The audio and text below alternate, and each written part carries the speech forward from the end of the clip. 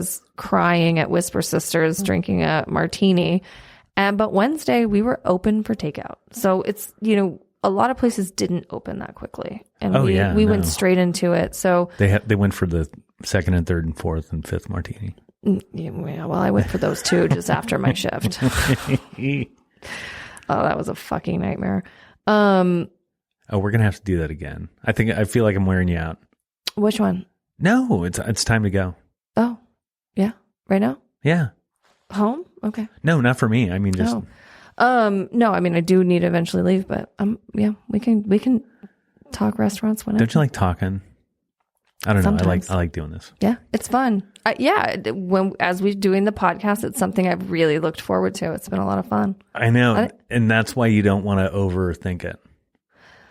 I don't think it's possible. I think that's part of my default button. Right. Mm-hmm. Those are you got a couple of aggressive partners in there. Well, and I was thinking about them too. And they are so... Kelly and I are really, really similar in a lot of ways. We're so focused on doing things right. Whereas they're... So the other people do it wrong. They don't do it wrong at all. Actually, Danielle is... No, that thought was hanging in the air, so I just wanted to swipe it out. No, not at all. Danielle's really impressive. She can really navigate that conversation quite well. She knows how to pivot. She's good. She's great. Yeah. She is fantastic. A natural. Yeah, she is an absolute natural. So, but yeah, it's fun. It's weird. It's a vulnerable place for sure. Do you ever hear about it outside the basement? Not yet. No, I couldn't promote it. Fingers crossed. I couldn't promote it the first two times. I'm like, I'm not ready. Right. And she was like, come on. And I'm like, no. And then finally this third one, I was all, thank God you're there. Just do it. Keep a handle on those wacky. Oh, can you even imagine where it could go? No, I don't want to know. No. You got to keep it in the middle a little bit. Keep it between the lines. I'm not even conservative, but boy, sometimes I'm like, all right, stop. Yeah. Yeah. I can't even tell. I haven't told my wife about to listen. It's a little scary sometimes. I know. My husband, he's like, I just didn't know women talk like this. And Dude, I don't know that they all do. Who the fuck have you been married to for 20 years? Did you think you were the only special one? So is it going to be 2 bottles of wine? I think so. Yeah. I'm having a little hard time with the wine because it kind of fucks me up the next day. Oh, really? Yeah. Is it red or? Yeah. I just, and there was a life. So you're more of a martini. Not really. There was just a life prior to Stockholm where I just didn't drink that much. Just, yeah. Yeah. It just, and then it Boy, you want to talk about people struggling during the pandemic. The liquor distributors, They are? Oh, yeah. I mean, obviously the distributors are, because your Costco's and Safeways and everybody's selling plenty of liquor, but all the restaurant business is gone. Yeah, but don't they distribute to the Costco's and the Safeways? They do, but there's a lot of salespeople. There's just a lot of the industry's changing. A lot of middlemen in there running around doing things that there's nothing to do anymore. You know? The industry. And some of it's going to change forever. A lot of it is going to change forever. I actually was reading an article about. From the New York Times, they were talking about how societies fall. And oh shit, we're on track, aren't we? Well, I don't know, but there was part of this theory was kind of came out in the 1970s, and then it took an economic theory. I think don't quote me, I can never remember anything. Okay, I won't quote you. In like the 1900s or 1800s, where when you have to do something and you're running faster and faster and faster and faster and faster for the exact same results, then you're in the midst of an economic crisis, and that the slightest little push is because we're pretty efficient now and trying to squeeze more efficiency out. I think maybe. Yeah, but not in the restaurant industry. Oh. So for me, when I read that, I'm like, oh shit, that's how it's been trending. You were just working for more, getting way less, and doing a lot more squeezing for the same amount of juice. The same amount of juice, and that started 6 years ago. So, yeah. And that may have kind of started when we got in, and we just felt it 6 years ago. Yeah. So it's not, this might not be specific to the whole economy, because at the end of the day, COVID has. Everything feels a little bit harder though. Well, certainly it is, because we're in a new rhythm. But for some people, and maybe this is changing now that we've all been stuck at home for so long. You're so good at COVID right now. Me? Yeah.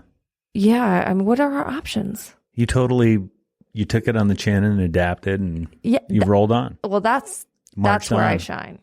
Yeah. I mean, I'll raise my hand. There's a percentage of us that are still a little gobsmacked by the whole thing. And yeah, no, it's, when you're a mother at 22, you gotta like, you learn to shift quick. And honestly, 8 years in the restaurant business, every night was never the same, and it didn't matter how you plan it.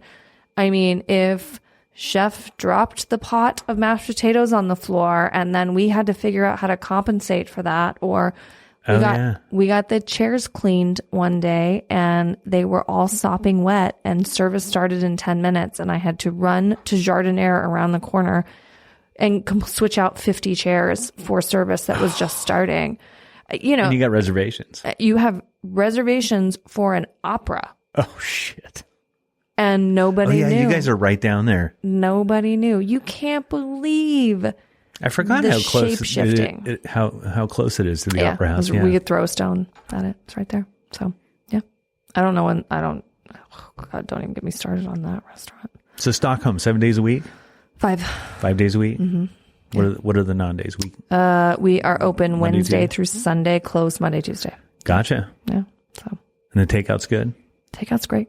Same experience. Same experience. Yep. So that was same chef, same experience. Yeah. It's him in there all the time. Not all the time, but most of the time. God, so good. Yeah. I mean, we got a good team. We got a good team that now knows, like, oh, this is what we got. Well, it's family now. One of the things, and then we'll go, because we were going to not talk for a while. And then, but one thing I heard on one of the other podcast episodes, which really, I think showed a little bit about you and Chef, about how you are as people. And that is that it's a safe space for the people that work there too, that there had been. Oh yeah. Yeah. Somebody was a little handsy, and get out. You don't fuck around with that shit. Right. No, because these were teenagers. These were teenage girls. I mean, it was literally illegal. And they didn't physically touch. But it's not a business. I heard you talk about it, and it wasn't a business concern. It was a human concern. It was a human concern. Right. Yeah. Yeah. I mean, a lot of people were like, well, and you're creating a liability or anything else. I mean, it's just a cut and dried right and wrong thing. Well, look, I'm a businesswoman too. That doesn't escape my mind, but it was the least of it. It was just another aspect of it. But yeah, I mean, it was, what was really nice is being able to talk to two young girls and having a restaurant, a male figure say, this is unacceptable, and this is a safe place. So if somebody violates your boundary and you tell them to fuck the hell off, you don't get in trouble. I got your back. I got your back. Hit him with a pan. Do whatever you need to do. Like, so. But, because I'm not a woman, but clearly there's been something wrong for a long time. Long time. Yeah. And it's just nice to see that everybody's a little bit more open for everybody, defending their turf and their space. And there's a lot less keeping quiet or just turning the other, not even turning the other cheek, but just turning a blind eye. Right. And, do you have a daughter? I don't. Oh, okay. So it's two boys. Two boys. Oh, yeah. I mean, I can't imagine. And what's because you can't talk about anything without talking about Trump, but, who wants their daughters to grow up in the Handmaid's Tale that Trump's heading toward, right. Or who wants your sons to think that that's okay, right? And clearly both of his kids are idiots. I mean, Udi and Kuse. Just yeah. Look what we've been dealing with. But I thought it was great. I thought it showed a lot of character. Yeah. I mean, I hadn't worked in the restaurant industry prior to owning. So, oh my God, it was a really. I used to hang out with a lot of people. people in the restaurant It's industry. wild. It's Yeah. wild. And I am not that wild. I'm actually quite boring. So when I kind of came in and I noticed a few things, some yelling, and I remember at one point saying like, I don't give a fuck what this industry is supposed to be like. I refuse to work in an atmosphere where people are treated this way. So it is not going to come from us. And you know, I think, and again, it wasn't perfect, but I think I contributed a lot to that because I was an outsider. Right. At least in ours, obviously not in the actual industry. Right. But just in our restaurants. Well, Stockholm, can't say enough. Come in. Can't say enough good things Come in. about it. Yeah. Thanks for sitting down, Andrea. Yeah. Thanks for having me. All right.